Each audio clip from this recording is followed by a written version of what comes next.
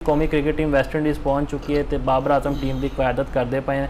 कुछ जोड़े नाकदीन ने बाबर के वो कहते पे हैं कि जी T20 परफॉर्मेंस से बाबर की सही रही है, 2 सेंचुरियां भी की हैं, पेशावर ज़ल्मी नूं कप भी जितवाता है। तो टैसट में हो सकता है कि स्ट्रगल करन, क्योंकि जिदा वैस्ट इंडीज़ ने श्रीलंका को शिकस्त दी है, असी तो कभी ये सोचा नहीं था कि वैस्ट इंडीज़ सरप्राइज़ करेगी। पाकिस्तान वास्ते कितनी टफ चैलेंज होने लगे है। देखो पाकिस्तानी टीम लिए यकीनी तौर पर जो हर टूर है चाहे बांग्लादेश नाल भी वो साडे लिए तो टफ होंगे, साडे तो नींदा उधर जानिया ने कि पाकिस्तानी टीम की परफॉर्मेंस की होएगी।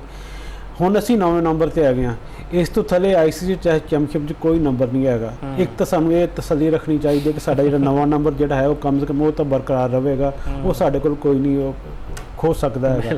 तो जदों तक तुसीं अगर जिथों तक गल की बाबर आजम की, बाबर आजम यकीनी तौर पर अगर बतौर कप्तान देखा जाए उन्होंने ओवरऑल जी परफॉर्मेंस हैगी आ वो असी 50-50 कह सकते हैं। 20 मैच उन्होंने क्यादत पाकिस्तान टीम ने खेडे ने, 10 जीते ने, 6 हारे ने, 4 ड्रा होए ने।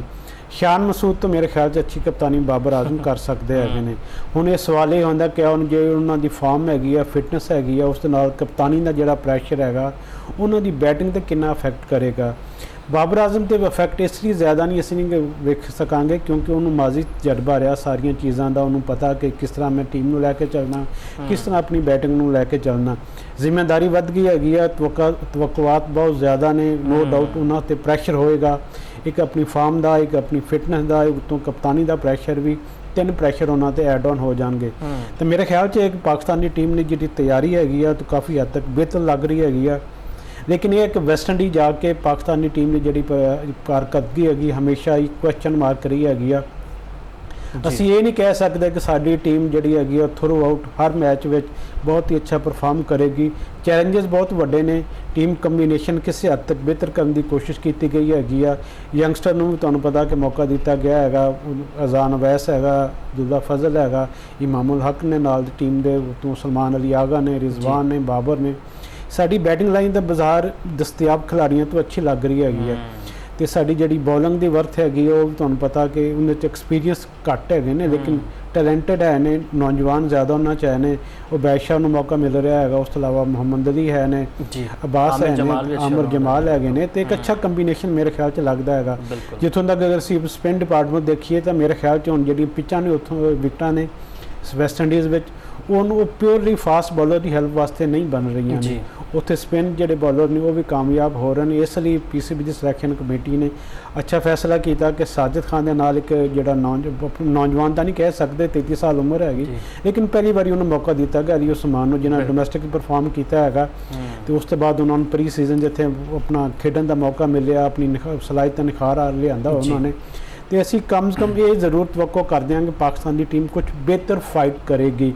रिजल्ट की प्रोडिक्शन नहीं कर सकते क्योंकि यकीनी तौर पर जो एडवांटेज है होम से ग्राउंड का, होम अंपायर का सारा एडवांटेज जोड़ा है वो वैस्ट इंडीज़ को होएगा।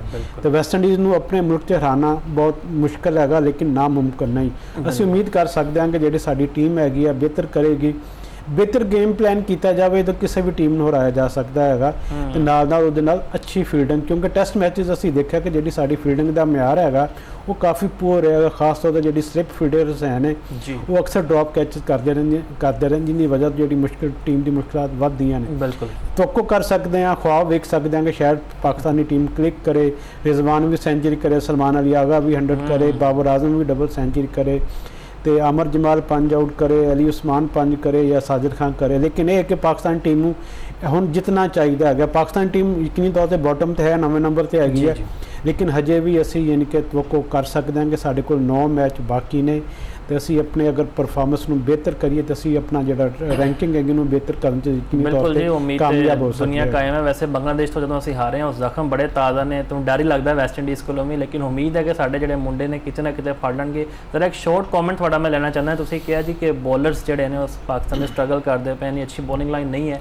साढ़े जोड़े मेन बॉलर ने शाहीन शाह अफरीदी वो तो स्क्वाड में शामिल नहीं ने, लेकिन वो श्रीलंकन प्रीमियर लीग खेडन चले गए हैं। PCB ने भी बाज़ाब्ता तौर पर NOC उन्होंने जारी करती है। तो सोशल मीडिया पर तनकीद भी हो रही है कि हर असी देखते हैं कि इवेंट तो बाद इंजर्ड हो जाते हैं, फिटनेस मसाइल रहते हैं। चंगा ना होंदा वाइट बॉल कैंप ज्वाइन करते, अपनी फिटनेस उत्ते भी काम करते, होर निखार लियाते, बजाय दिहाड़ियां लान। तो हर किसी की शौक होंदा है कि यार चलो लीगा खेड़िए, पैसे ज़्यादा कमा लिए।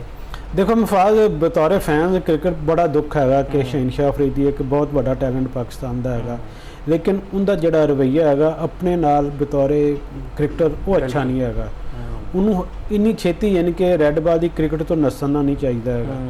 ਰੈੱਡ ਬਾਲ ਦੀ ਕ੍ਰਿਕਟ ਨੂੰ ਫੋਕੀ ਦੇਣੀ ਚਾਹੀਦੀ ਹੈਗੀ ਆ। ਵਾਈਟ ਬਾਲ ਕ੍ਰਿਕਟ ਠੀਕ ਹੈ, ਤੁਸੀਂ ਕਹਿ ਲਓ ਕਿ ਵਨਡੇ ਚਲੋ ਫਾਰਮੈਟ ਇੱਕ ਅੱਛਾ ਜਿੰਦੇ ਤੁਹਾਨੂੰ ਜ਼ਿਆਦਾ ਓਵਰ ਕਰਾਉਣੇ ਪੈਂਦੇ ਨੇ।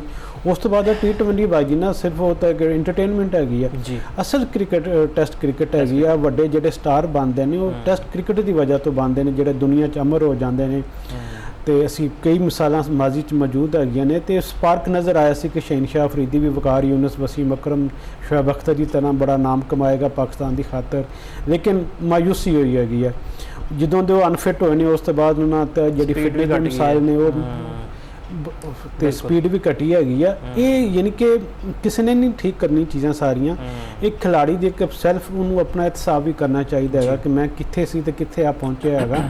ਪੈਸਾ ਕਮਾਉਣਾ ਕਿਸੇ ਲਈ ਵੀ ਯਾਨੀ ਕਿ ਮੁਸ਼ਕਿਲ ਨਹੀਂ ਹੈਗਾ, ਲੇਕਿਨ ਸਟਾਰ ਬਣਨਾ, ਆਪਣੀ ਬ੍ਰਾਂਡ ਵੈਲਿਊ ਬਣਾਉਣਾ, ਆਪਣੇ ਆਪ ਨੂੰ ਅਜ਼ੀਮ ਖਿਲਾੜੀਆਂ, ਅਜ਼ੀਮ ਬੋਲਰ ਦੀ ਫਹਿਰਿਸਤ ਵਿੱਚ ਸ਼ਾਮਿਲ ਕਰਵਾਉਣਾ, ਇਹ ਅਸਲ ਟਾਰਗੇਟ ਹੋਣਾ ਚਾਹੀਦਾ ਕਿਸੇ ਵੀ ਖਿਲਾੜੀ ਦਾ। ਤੁਹਾਨੂੰ ਪਤਾ ਕਿ ਕਈ ਐਸੇ ਖਿਲਾੜੀ ਵੀ ਅਸੀਂ ਦੇਖੇ ਨੇ ਜਿਹੜੇ 1-2 ਟੈਸਟ ਮੈਚ ਖੇਡ ਕੇ ਸਟਾਰ ਲਵਾ ਕੇ ਚਲੇ ਗਏ ਨੇ, ਉਹਨਾਂ ਨੂੰ ਕੋਈ ਪੁੱਛਦਾ ਵੀ ਨਹੀਂ ਹੈਗਾ। ਤੇ ਮੈਂ ਕਹਿਣਾ ਕਿ ਸ਼ਹਿਨਸ਼ਾਹ ਅਫਰੀਦੀ ਨੂੰ ਇਹ ਲੀਗ ਕ੍ਰਿਕਟ ਬਿਲਕੁਲ ਖਤਮ ਕਰ ਦੇਣੀ ਚਾਹੀਦੀ ਹੈਗੀ ਆ। ਉਹਨਾਂ ਨੂੰ ਕਵੇ ਕਿ ਜੀ ਮੈਂ ਡੋਮੈਸਟਿਕ ਕ੍ਰਿਕਟ ਪੂਰਾ ਸੀਜ਼ਨ ਖੇਲਾਂਗਾ, ਉਸ ਤੋਂ ਬਾਅਦ ਜਿਹੜੀ ਅੱਗੋਂ ਰੈੱਡ ਬਾਲ ਦੀ ਕ੍ਰਿਕਟ ਹੈਗੀ ਮੈਂ ਉਹਦੇ ਲਈ ਪਾਕਿਸਤਾਨ ਦੀ ਨੁਮਾਇੰਦਗੀ ਦੁਬਾਰਾ ਕਰਨਾ ਚਾਹੁੰਦਾ। ਬਹੁਤ ਟੈਲੈਂਟਡ ਹੈ ਨੇ, ਉਹਨਾਂ 'ਚ ਸਲਾਹੀਅਤ ਹੈ, ਕਾਬਲੀਅਤ ਸਾਰੀ ਹੈਗੀ ਆ। ਸਿਰਫ ਉਹਨਾਂ ਨੂੰ ਆਪਣਾ ਰਵੱਈਆ ਤੇ ਆਪਣਾ ਜਿਹੜਾ ਸੈਲਫ ਜਿਹੜਾ ਹੈ ਨਾ ਇਤਸਾਬ ਉਹ ਕਰਨ ਦੀ ਲੋੜ ਹੈਗੀ ਆ ਕਿ ਮੈਂ ਕਿੱਥੇ ਸੀ, ਕਿੱਥੇ ਆ ਖਲੋਤਾ, ਨੂੰ ਕਿਸ ਤਰ੍ਹਾਂ ਅੱਗੇ ਉੱਪਰ ਜਾ ਸਕਦਾ ਹੈ।